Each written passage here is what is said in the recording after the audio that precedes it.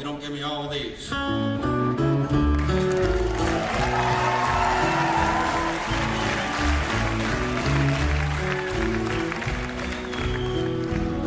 Sounds like you might have heard it before.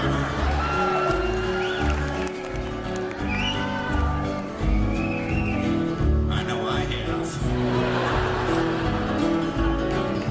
That's because this song is called Alice's Restaurant.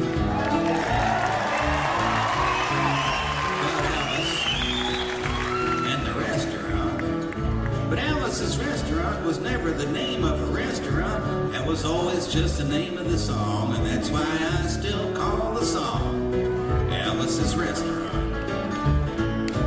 You can get anything you want at Alice's Restaurant. You can get anything you want at Alice's Restaurant. Walk right in, it's around the back, just a half a mile from the railroad track. You can get anything you want at Alice's Restaurant. Well, it all started about 40 Thanksgivings ago. 40 years ago on Thanksgiving, when my friend and I decided to go up and visit Alice at the restaurant. But Alice didn't used to live in a restaurant. She used to live in the church nearby the restaurant, in the bell tower, with her husband Ray and Fonch the dog. And living in the bell tower like that, they used to have a lot of room downstairs where the pews used to be. And seeing as how they took out all of the pews and having all that room, they decided that they didn't have to take out their garbage for a long time. We got up there and found the place was filled with garbage. We decided it'd be a friendly gesture for us to take the garbage down to the town dump. So we took the half a ton of garbage, put it in the back of a red VW microbus, took shovels and rakes and implements of destruction and headed on toward the town dump. We got there and there was a sign, a chain across the road saying, "Closed on Thanksgiving." And we had never heard of a dump being closed on Thanksgiving before. So with tears in our eyes, we drove off into the sunset, looking for another place to put the garbage. And we didn't find one. Till we come to a side road. And off of the side road, there was a 15-foot cliff, and at the bottom of the cliff, there was another pile of garbage. And we decided that one big pile would be better than two little ones. Rather than bring that one up, we decided to throw ours down. That's what we did. Drove back to the church, had a Thanksgiving dinner that couldn't be beat, went to sleep and didn't get up until the next morning, when we got a phone call from Officer Obi. He said, "Kid, we found your name on an envelope at the bottom of a half a ton of garbage. Just wanted to know if you had any information about it." And I said, "Yes, sir, Officer Obi. I cannot tell a lie. I put that envelope under that garbage." It was after talking to Obi for about 45 minutes on the telephone that we finally arrived at the truth of the matter. And Obi said we had to go down and pick up the garbage. We also had to go down and talk to him at the police officer station. Now, friends, there was only one of two things that Obi could have done at the police officer station. And the first thing was he could have given us a medal for being so brave and honest over the telephone, which wasn't very likely, and we didn't expect it. And of course, the other possibility was that he could have bawled us out and told us never to be seen driving garbage around the vicinity again, which is what we expected. But when we got to the police officer station, there was a third possibility that we hadn't counted on. And we was both immediately arrested, handcuffed. And I said, "Obi, I don't think I can pick up your garbage with these handcuffs on." He said, "Shut up, kid. Get in the back of the patrol car." And we sat in the back of the patrol car and drove to the, quote, "scene of the crime," unquote.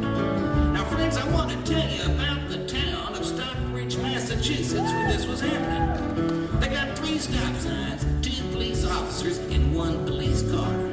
But when we got to the scene of the crime, there was 5 police officers and 3 police cars, being the biggest crime of the last 50 years, and everybody wanted to get in the newspaper story about it, and they was using up all kinds of cop equipment they had hanging around the police officer station.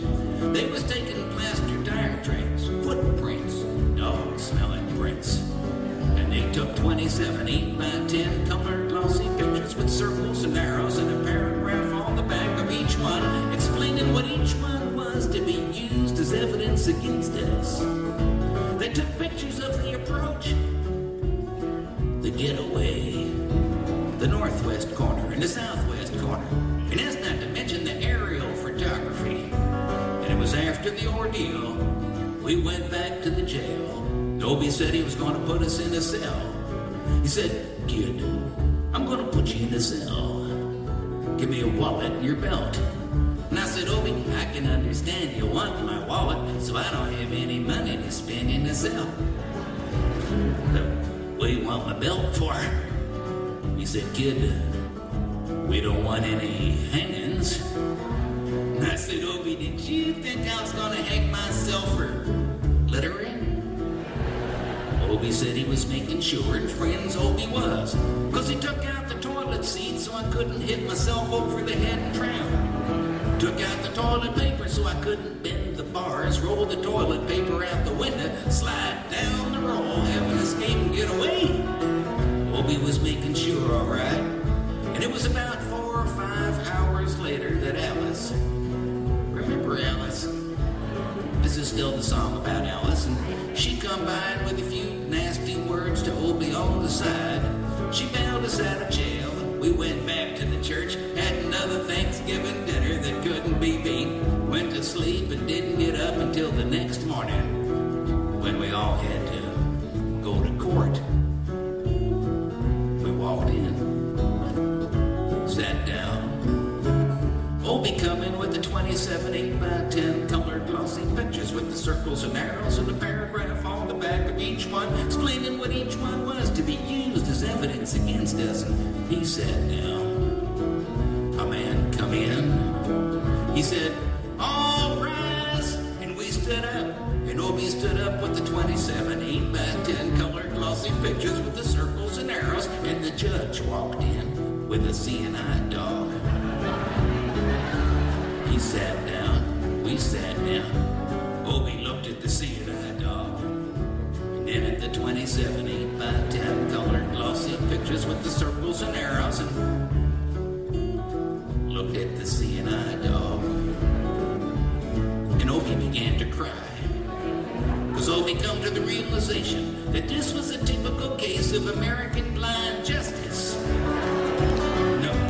No way the judge was going to look at the 27 8x10 color. Well, it didn't matter, because we was fined $25 each, and we had to pick up the garbage in the snow.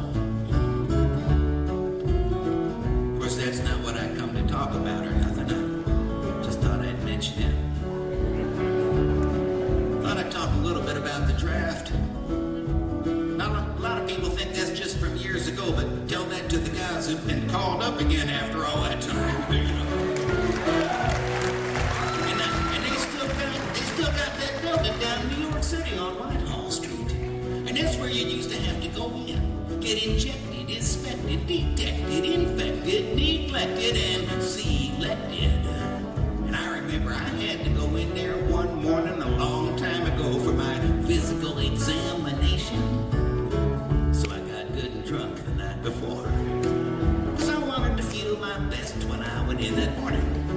I mean, I wanted to feel like, I wanted to look, I wanted to be like the all-American kid. And when I went in that morning, I was hung down, I was brung down, I was hung up, I was all kinds of mean, nasty, ugly-looking things. I walked in, I sat down, they gave me a piece of paper, said, "Kid, see the psychiatrist, room 604.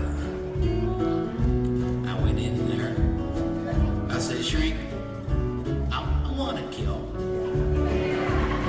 I want to kill. I want to see blood and gore, guts and veins in my teeth, eat dead, burnt bodies. I mean, kill started jumping up and down, yelling, kill, kill. And he started jumping up and down with me, and we was both jumping up and down, yelling, kill, kill, kill, kill. Till the sergeant come over, pinned the middle on me, sent me down the hall saying, you're our boy.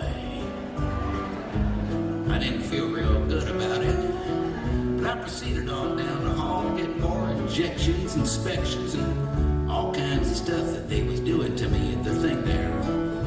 And I was there for 2, 3, 4, 5 hours. I was there for a long time, going through all kinds of mean, nasty, ugly looking things. I mean, they was inspecting, injecting every single part of me, and they was leaving no parts untouched. But I proceeded through until I finally come to see the very last man. I walked up, I said, what do you want to see me about? He said, kid, we only have one more question. Have you ever been arrested? I told the story of the Alice's Restaurant Massacre with 5-part harmony, full orchestration, all kinds of other phenomenon. He stopped me there and said, kid, did you go to court? I told him the story of the 27 8x10 color glossy pictures with the circles. He stopped me again. He said, kid, I want you to go over. Sit down on that bench that says Group W. Now, kid.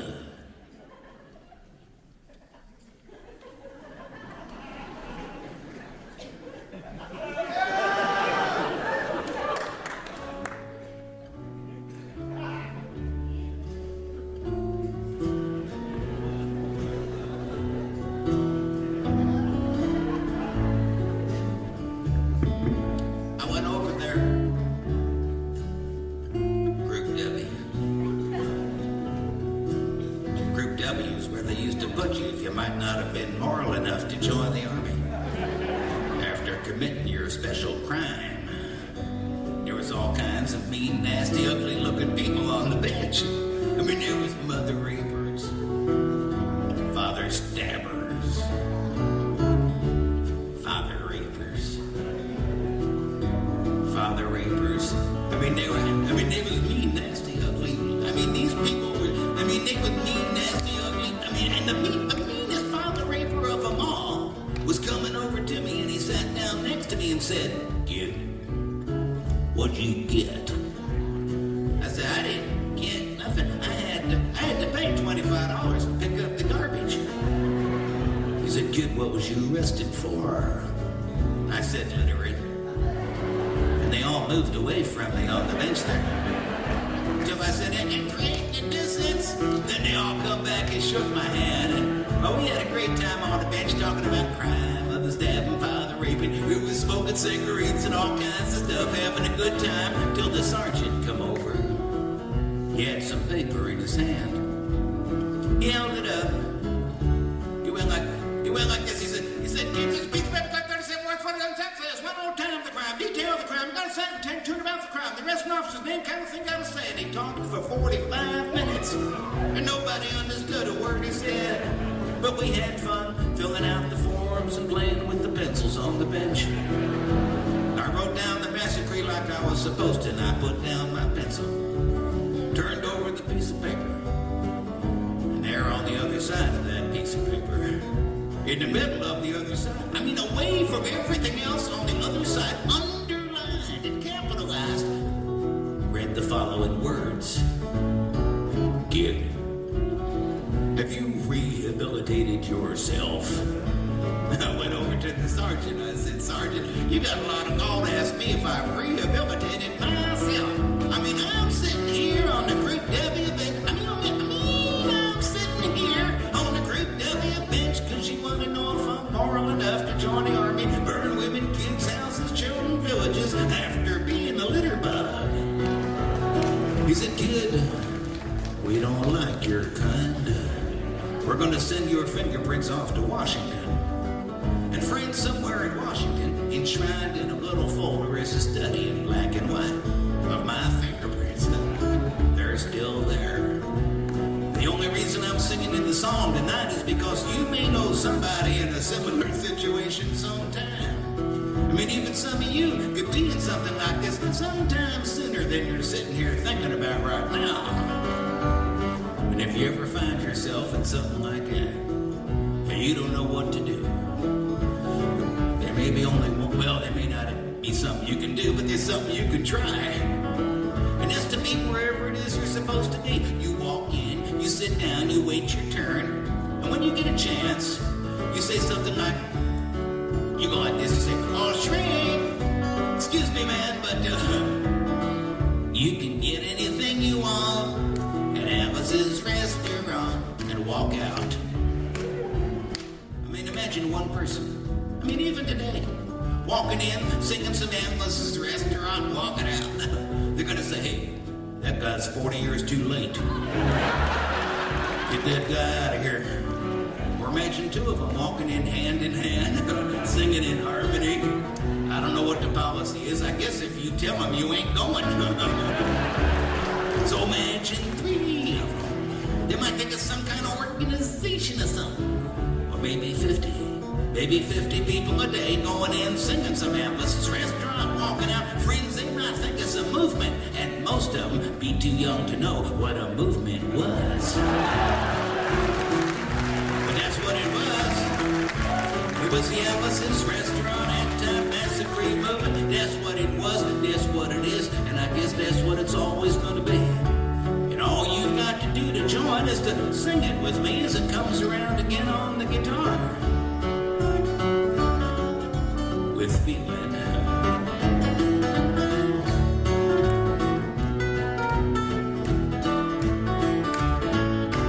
You can get anything you want at Alice's restaurant. You can get anything you want at Alice's restaurant. Walk right in, it's around the back, just a half a mile from the railroad track.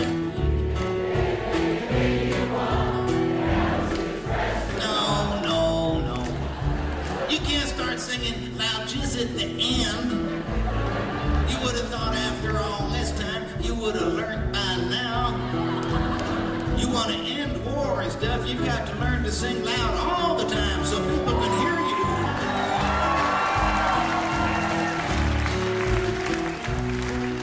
Now, I know this is a long song. Believe me. If I would have ever thought it had been so popular, I would have made it a hell of a lot shorter. On the other hand, I remember when I first started writing songs, my dad took me aside one time and said, Arlo, if you can't be great, it's better to belong.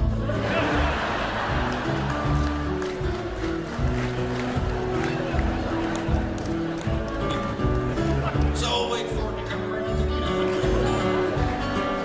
Help me out this time.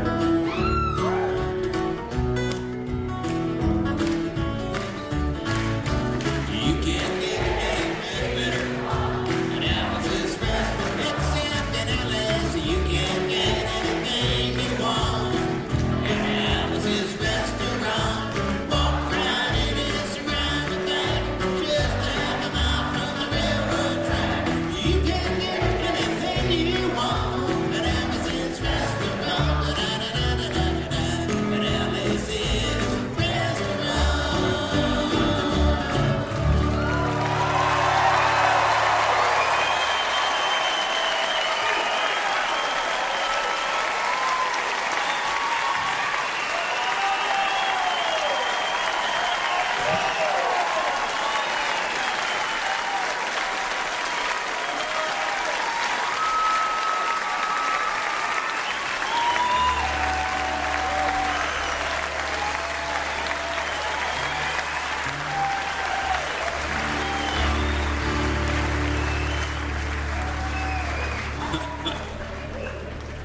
Oh man, I'm glad I only do that once every 10 years, I can tell you that.